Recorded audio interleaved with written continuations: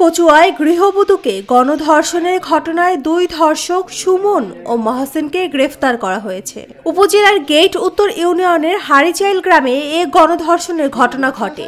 অভিযোগ মর্মে জানা গেছে 17 এপ্রিল ওই গ্রামে ভিকটিমের ছেলে মাদ্রাসা থেকে পালিয়ে নিখোঁজ হয়। সন্ধ্যায় ভিকটিম পাশের বাড়িতে তার ছেলেকে খুঁজতে গেলে আরিফের পরিত্যক্ত ঘরে একই গ্রামের আব্দুল হালিমের ছেলে বাসের হেল্পার মহসিন জোরপূর্বক তাকে ধর্ষণ করে।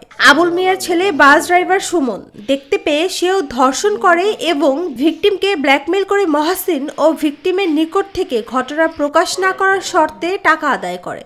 বিভিন্ন সময় ভিকটিমকে ভয় দেখিয়ে দুজনেই ধর্ষণ করে। বুধবার ভিকটিম কচুয়া থানায় নারী ও শিশু নির্যাতন দমন আইনের মামলা দায়ের করলে কচুয়া থানার ওসি ফোর্স নিয়ে অভিযান চালিয়ে ধর্ষক সুমন ও মহসিনকে গ্রেফতার করে। ওসি মোহাম্মদ আজিজুল ইসলাম জানান, বৃহস্পতিবার বাদী সুমন ও মহসিনকে চাঁদপুরের বিজ্ঞ আদালতে প্রেরণ করা হয়েছে।